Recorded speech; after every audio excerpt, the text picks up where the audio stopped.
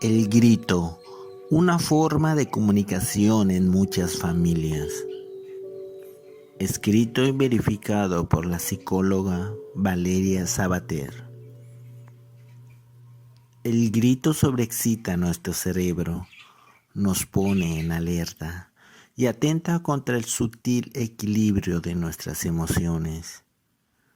Lamentablemente, esa forma de comunicación hiriente basado en un tono de voz siempre elevado es algo muy común en el seno de muchas familias.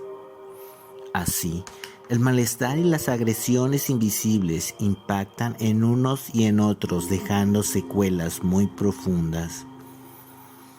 Decía el siempre genial Jardiel Poncela que quien no tiene nada que decir, lo dice a gritos.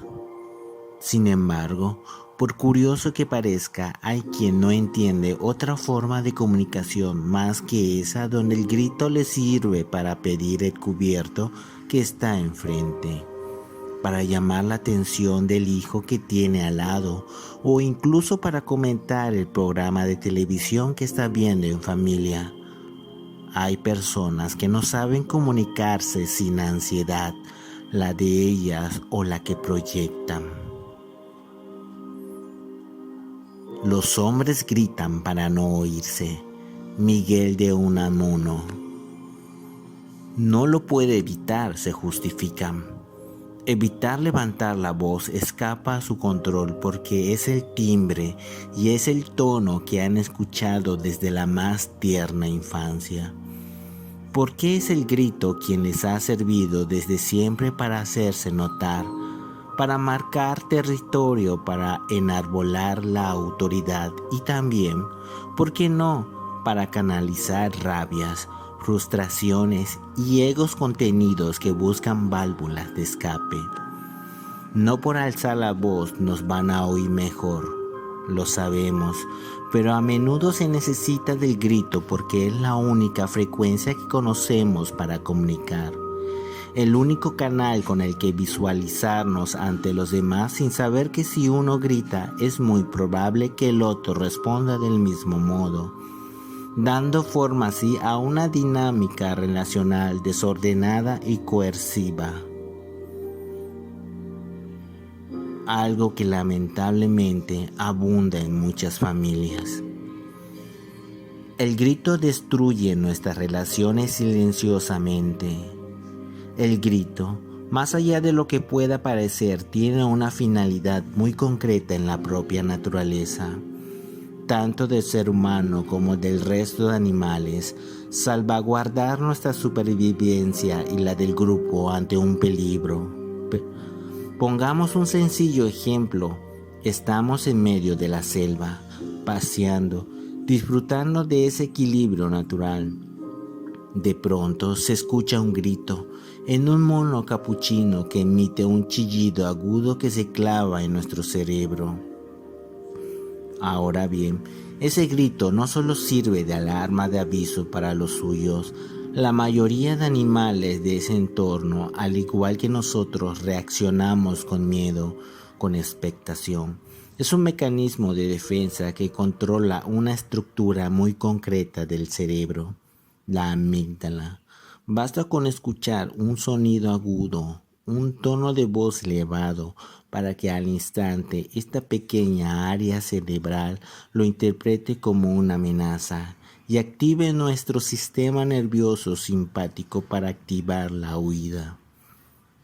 Sabiendo eso, entendiendo esta base biológica e instintiva, podemos deducir ya lo que supone, por ejemplo, crecer en un entorno donde abundan los gritos y donde la comunicación se produce siempre con un tono de voz alto. El cerebro vive en un estado de alarma constante. La adrenalina siempre está ahí. La sensación de que tenemos que defendernos de algo nos sume en un estado de estrés crónico, de angustia permanente, desquiciante. Por otro lado, lo que identifica aún más esta realidad es que ante un estilo de comunicación agresiva, Es común generar respuestas defensivas con la misma carga emocional, con el mismo componente ofensivo. De este modo, caemos consciente o inconscientemente en un círculo vicioso y en una dinámica tan destructiva donde los acumulamos secuelas en esta compleja selva de las relaciones humanas donde la calidad de la comunicación lo es todo. Familias que se comunican con gritos. Laura tiene 18 años y acaba de darse cuenta de algo en lo que no había caído hasta el momento. Habla con un tono de voz muy elevado. Sus compañeros de universidad le señalan a menudo que su voz es la que más se oye en clase y que cuando está en grupo su forma de comunicar resulta algo amenazante. Todos los gritos fuertes nacen de la propia soledad. León Gieco. Laura quiere controlar ese aspecto de su persona.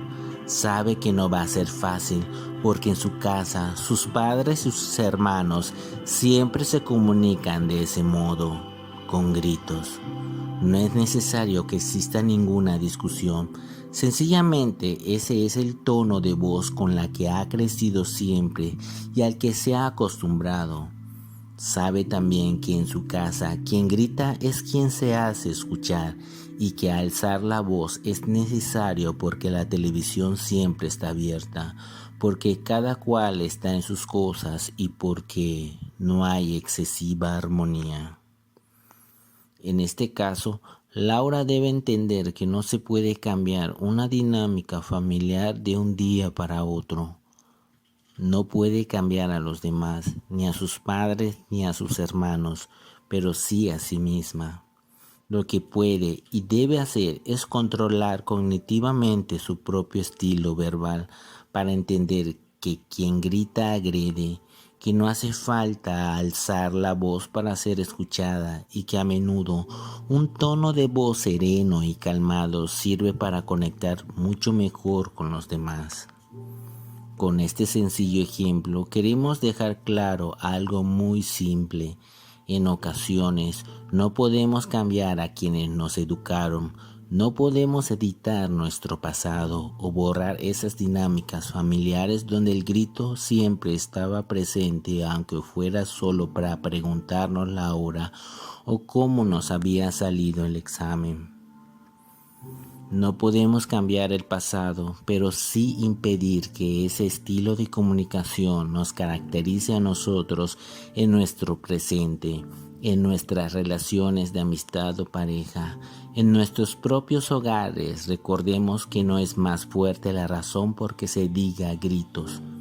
A veces es más inteligente el que sabe callar y escuchar, y más sabio aún el que sabe cómo y de qué manera comunicar.